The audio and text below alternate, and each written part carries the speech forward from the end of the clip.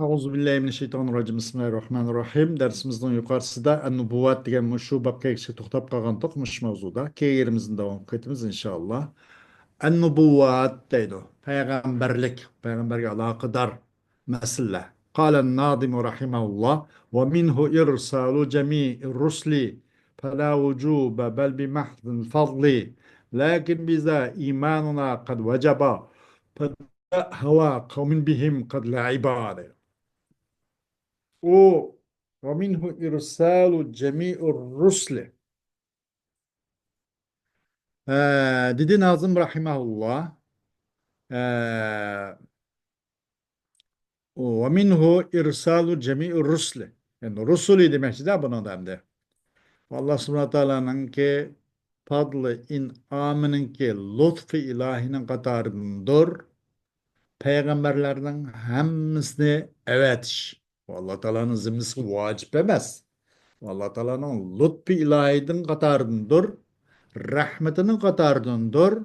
Peygamberlerin hemmisine evet. Fela vücube. Allah Teala zaten çokum evetmiş bulmaydı gep yok.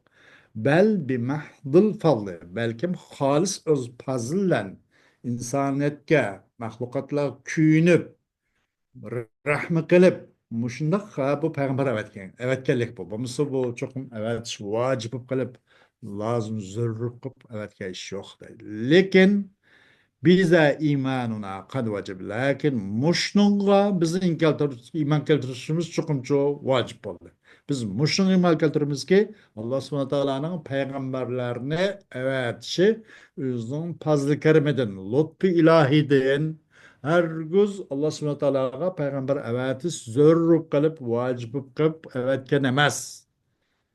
Allah'ın rahmetinin katarden diyen biz muşnunga iman keltirişimiz çok vacip oldu dedi. Feda hava kavmin bihim kadlayım. Terk etkin ey terk etmişi. Bir kavmin havayı hevesine bir azgındı mı fikirde muşu mezmunda tilinçene yüzgen tağdım bağdım fikir yürgüzüp başkanı azdırıp yüzgen bu azgınlık kavminin havayı hevesini terk etkin. Terk etken bir kavimning hava havasniki ular bilan bo'lgan. Ash payg'ambarlar bilan bo'lgan har xil ular qilib bergan ba'zi ular payg'ambar bo'lmaydi qilish kerak. U bu degan o'xshash bu qavmning havo havasini bularning shaxsiy o'zining shu orzusi bilan qilgan havasi bilan chiqqan bu qavmning fikrini tark etgan. Qad laiba cho'qim o'yinchoqcha qilib qo'ydi bu qavm. Bu mazmunda o'ynab qoldi bular. Bu o'ynaydigan o'yinchoq emas. Bunda ularning bu gapini tark etgan deydi. Hacatul beşeri ile risaletem. İnsanlarınki peygamberlik olan ihtiyaç nime. İktadat hikmetullahi teala en yekuna min mahlukatihi الإنسان الذي يجمع بين العقل والشهوة كما اقتضت حكمته أن يكلف الإنسان بعبادته وبعمارة الكون وأن يعد الخير الصالح بالثواب ويتوعد المسيء الطالح بالعقاب وعقل الإنسان لا يستطيع وحده أن يدرك الخير من الشر ولا أن يعرف ما وراء ذا الكون من أمور الغيب ولا سبيل إلى ذلك إلا بواسطة الرسل الذين يبلغون عن الله ويبينون الخير من الشر والحسن من القبيح فيما يتعلق بأمري الدنيا والآخرة حتى تنقطع حجتهم يوم القيامة. İnsanların peygamberliğine ihtiyacı. Allah subhanahu teala'nın hikmet ilahi talep kıldı. Nemine yüzün mahlukatlarının katardan bir insanın buluşunu. Yüzün mahlukatlardan insanın çoğu akıllen şehvet ağırlıkta buluşunu Allah subhanahu teala'nın hikmet ilahi bunu talep kıldı. Andaki Allah subhanahu teala'nın hikmeti insanların çoğu yüzün kulçılığa teklif kılınışını talep kılın okşaş. Ve bu kainat dünyasını avatlaştırışka teklif kılın okşaş. Bu insanın çoğu akıllen şehvet arasında ikisinin bir kaçıga, bir yege, cemleşke, muşune Allah subhanahu teala'nın hikmeti ilahi talep kıldı dedi. Ve şunu talep kıldı ki bu hikmet ilahi ve en ya'ilel hayra yani aş hemmese en yekune min mahlukatil insan aşın kat bir de bu. Vaat veri Allah subhanahu wa ta'ala. Yaxşı, nayet yaxşılarını ço, yaxşı salih kişilerge savabını vaat verişni. Bunu talep kıldı. Ve asi bedhuylarını azap bilen bastırışni. Bununla kanda kıldı Allah subhanahu wa ta'ala'nın hikmet ilahi bunu talep kıldı. İnsanın aklının özü faqatla mujarrad aqlı qo'ypasi bu yaxshini yomondan ayriolmaydi, bilinmaydi. Va bu koinotning oqichi bu parda oqisi yuz bergan koinotning oqisi bo'lgan g'aybiy ishlardan nurg'un narsani bilinmaydi. Va buning uchun bu bilish uchuncha ham faqatlam zodi Alloh subhanahu va taolo tarafidan tebliğ yetkizib berdigan, ro'shanlashtirib bergan payg'ambarlar vasita orqali uqmizcha boshqa bunga ayirib farqlantirishgacha hech qanday yo'lmi yo'q. Yaxşını yamandan ayrılgan, hasenni, çıraylıqın sattan ayrılgan dünya ahiretindeki bu işkilerindeki işe alakadar işlerdiço qaysı savab, qaysı günah, qaysı yaman, qaysı yaxşı, qaysı halal, qaysı haram, qaysı cennet kapırdı, qaysı dozak kapırdı. Bunu ayırış üçünço, bunu roşaleştirip üçünço fakat peygamber vasıtlık rol oynamışsa insanın mücerridi bu aklı bunu idrak kılamaydı deydi. Hatta ularniki insanların kıyamet günde hücceti, bitçit olsun için. Ya Allah, sen bizden imde bastığansa bu cehennemin azabı bilen. Eğer biz bir peygamberi evetken bolsak, onu biz egeşken bolsak, biz müşkünü kamagan bolattık diyen şaş, bu xil hücceti, bitçit olsun için, kesip, paçaqdap taşlansın için Allah subhanahu wa ta'ala bir yerde peygamber evetti, peygamber evetiş, bu nim boldu? İnsanların ki peygamberinin ihtiyacı muş yüzdüm bol dedi. Dedi Allah subhanahu teala da rusulen mubeşşirine ve munzirine li alla yakuna lin nasi alallahi hüccetun ba'da rusul. Nurgun peygamberler evet tohki ula cennetlen kuş haber begen dözak azablan agahlandıgan agah nurdugan muşna nurgun peygamberler evet tok. Nim için insanlarga Allah subhanahu teala'nın üstüde bir hüccet, bir bana, sebep, bir xil nimiço tayançı bu konusun için hüccet konusun peygamberlikten bizga payg'ambar aytgan bo'lgan bo'lsak biz bu xafalık qilmagan bo'lardik degan o'sha Alloh haqida bir hujjat bo'lmasi uchun deydi. Dedi Alloh subhanahu va taolo deb "Walau anna ahlaknahum bi'azabin min qablihi laqalu rabbana laula arsalta ilayna rasulan fanattabi'a ayatika min qabli an nazilla va nahza." Eğer hakikaten biz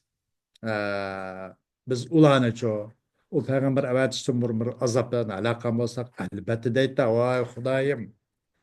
Eğer bizge bir peygamber öğretken bolsak olmasmıdı? Bu peygamberin bu ayetine biz erişken bolsak, biz bu rezul rusva buluştum burun, sizin ayetine erişip, biz mi bu xapalak, şu dertnak, elemlik künge kep kamgan bolattık. Deyti oladıydı. O yüzden Allah subhanahu teala'nın bunun hüccetinin kuyruk kesilsin için, hüccetçi bitçit olsun için Allah subhanahu teala bu insanlara peygamber evetti deydi. ولا يستطيع الإنسان أن يعيش وحده ولا أن يصنع كل ما يحتاجه في معاشه بل لا بد أن يحيا مع بني جنسه وهذا يحتاج إلى قواعد تضبط المعاملات وإلا لطغى القوي على الضعيف ولا يمكن الاحتكام إلى العقل البشري لأن العقول قاصرة وعاجزة فإن ما يستقبحه جماعة قد تستحسنه جماعة أخرى ولذا كانت الحاجة ماسة إلى الأنبياء والمرسلين ليبينوا للناس ما يحتاجونه فيما بينهم. İnsan yalnız yaşamaydı. Ve hayatı ihtiyaç olan nesnenin hemmisini yasap bitirip çıkamaydı. İhtiyacını tamamlayamaydı. Belki insan ki beni cildislen, bir terde nimislen, bir cinslik olan insan bilen yaşaşkı mecbur. Bunun için bu insanlara ilim verim muamelatını kontrol kıladigan bir kaydı kanuniyet gacet düşüdü. Eğer bu kaydı kanuniyet bunu kontrol kılgan bir kuch bo'lmasa, ilahi kuch bo'lmasa, albatta qana qiladi, kuchlik ojizga tajovuz qiladi. Bu o halda insaniyetin aklıga, o aklını çoğu hakem kılış mümkün emas. Çünkü insanlar akılgen tolama çeklik, tolama aciz. Bir cemaat, bir toplumu, bir narsani yaman sanagan bolsa, belki minber sonu güzel çıkırak sanap kıp kaladı. Bu yaman sanap bunu kılmasa içerek sanap kıp kaladı. İnsana akılgen muşunda kasır aciz. Muşayetten peygamber, enbiya ve mursellik olan hacet muşundak naetti. Katlam katlam hacet düştü. Nim için insanlar öz ara bulunayotgan muomalat, bu ishlarga ehtiyoj bo'layotgan narsalarni payg'ambarlar ro'shanlashtirib bayon qilib bersin uchun bular payg'ambarga avatildi deydi. خوش الوحي وأنواعه أولا الوحي لغة واصطلاحا الوحي لغة الإعلام في خفاء ويطلق على معان كثيرة كالإشارة والكتابة والرسالة والإلهام والكلام الخفي والأمر والتسخير والرؤية الصادقة والصوت والصوت يكون في الناس وغيرهم كما يطلق على كل ما ألقيته إلى غيرك ليعلمه وهذا الإعلام قد يكون بالإيماء وهو الإشارة ببعض الجوارح أو بغيرها ثم غلب غلب استعمال الوحي فيما يلقى إلى الأنبياء من عند الله تعالى وقد ورد الوحي في القرآن الكريم في شأنه غير الأنبياء مسندا إما إلى الخالق سبحانه وتعالى وإما إلى المخلوق فالأول ورد بمعنى الإلهام الذي يقع في النفس أو الإلقاء في القلب كقوله تعالى وأوحينا إلى أم موسى أن أرضئيه فإذا خفت عليه فألقيه في اليم ولا تخافي ولا تحزني إنا رادوه إليك وجاعلوه من المرسلين vahiy degan lug'atda nima desa, vahiy degan lug'at va isloh ma'nosi bor. Vahiy degan lug'atda bildirish, bilasiz, maxfiy bildirish degan gap deydi. Lug'atda. Bundan ko'p ma'noga ishlatilgan bo'lib, ishorat ma'nosi bor ko'rsiz. Kitobat, risola, ilhom, maxfiy qilish, amr, tasg'ir, rasul, tush degan o'xshash deydi.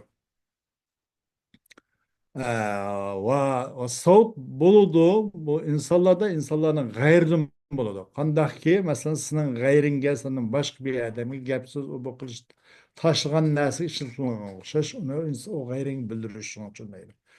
Bu i'lam buldu bazı bir bildiriş yapınca nimle buldu işaretle buldu ima oldu ima deyince işaret deydi bazı azalar bazı cevarikler ya başlan ya közün kirpigini de kılıp bağışçılan köz kaş kapağını ile bağışçılan ya kollan mesela ya onun başka azalar ananırken galip geldi bu ya ki galip kılındı vahyin işletişini çoğu peygamberlerge Allah subhanahu teala tarafından vahiyini tushilgan narsalar vahiy deb boquvchi insonlar undan keyin bu alloh subhana taolodan payg'ambarga tushirilgan nima xabar mushun darhol insonlarni qalsa uningga jurg'inga mushun g'olib keldi deydi cho'qim keldi vahiy qur'oni karimda payg'ambarlarning g'ayri haqida mi keldi buni shu isnatgan holda yo xoliq subhana taologa va yoki maxluqqa avval qis keldi u vaqtda shu ilhom bilan keldi-da, nafsga tushirgan ilhom ma'nosilar. Ya qalbga tashlangan bunday ilhom ma'nosidan keldi deydi. Alloh subhanahu taoloning so'zlashiga va avhayna ila ummi Musa. Biz vahiy qildik biz Musa alayhisolamning opasiga. Yani Musa alayhisolamning opasiga vahiy qildik deganligimizda u vaqtda opasi payg'ambarmi degan chiqdi. Yo'q, payg'ambar emas, payg'ambar bo'lishning sharti er kishi bo'lish. Ambiyada umum Musaga vahiy qildik deganimizda ilhom qildik yoki qalbiga buni tashildik degan gap chiqdi. İlham fil nefs yoki ilqo fil qalb. Buni ilhom qildik degan gap bo'ldi deydi. Musa alayhissalom opasiga vahiy qildik, ilhom qildik. Shuningki balani o'zing emitgan deb. Qachon u balani qo'rqib qolsang, uni dengizga tashlagan deb. Sandiq solab, sandiq dengizga tashlagan deb. U balani haqida hech qanday qo'rqmagin va g'am qilmagin. Chunki biz olsak, u balang Musani sana yana ikkinchi qaytirib beramiz qo'lingga. Ya'ni uni seni emitsan. Alayda mukofotlar bilan samimiy deb va uni biz payg'ambarlarning qildim qatorin qiluvchi payg'ambar qilamiz unaqa degan o'xshash mana va vahiyna ila umum muso degan avhaylar degancha avham ilhom yoki ilqo bil qalb bu ma'nolarni ilhom ma'nolarni deydi va ammo ikkinchisi buni maxluq yo'langan buni yo xoliq subhanahu taologa o'tkil degan Vahiy degan Qur'oni Karimda masalan anbiyaning g'ayri kelgan bo'lib, ya xoliqqa isnot qilingan bo'ladi. Biz vahiy qildik degan. Yoki uni isnot qilgan, ya maxluqqa degan ma'noda. Ikkinchi, bu maxluq isnot qilingan ilhom qaysiz keldi bu yerda ishorat va imo ma'nosida qilgan. Alloh subhanahu va taolo so'rashki, Zakariya alayhisolatu vassalamdan hikoya qildi. فخرج على قومه من المحراب فأوحى إليهم أن سبحوا بكرة وعشيا. Çıktı bu Zekeriya aleyhissalatu vesselam öz kavmini suçundan çıktı. Mihraptan çıkıp feavha ileyhim. Vahiy kıldı o Zekeriya aleyhisselam o kavmige. Ama vahiy kıldım da yok. Ona bir isnat ana mahlukka oldu. Yukarıda Allah subhanahu teala'nın üzgü olgan. Üzgü ama peygamberinin gayri hakkıda. Bu vahiy degan gapni peygamberin gayri kullanılan ki Musa aleyhisselamın anısıga kullanılan ilah ma'nosida. Mayada Allah subhanahu wa ta'ala'nın isnat Allah'a emas, Allah'ın gayri mahlukka isnat kıldı ve isnat kılmayan vahiy deganning o'zini. Yani Zekeriya aleyhisselam'a. Çıktı bu Zekeriya aleyhisselam özünün kavmiga mihraptan çıktı. Vahiy kıldı. O Zekeriya aleyhisselam o kavmiga. Neme de ata ve akşamda Allah subhanahu wa ta'ala toxtumay zikir tasbih etinga deganini vahiy kıldı. Bu vahiy deganin ay aşara ve evma'a demek işaret kıldı. Ya ki ona uçu şundan bir şab verdi degandek. المعنى الشرعي للوحي وحينا الشرعي ما سماس هو إعلام الله تعالى لنبي من أنبيائه أو لرسول من رسله بحكم شرعي. Nima şer'inin hem de vahiyinin şer'i mansimasi Allah subhanahu wa ta'ala'nın peygamberlerden bo'lgan bir peygamberge ço bildirish yoki o'zining rusullaridan bo'lgan bir rasulga bildirish. Nima bildirish? Shar'iy hukmni bildirish.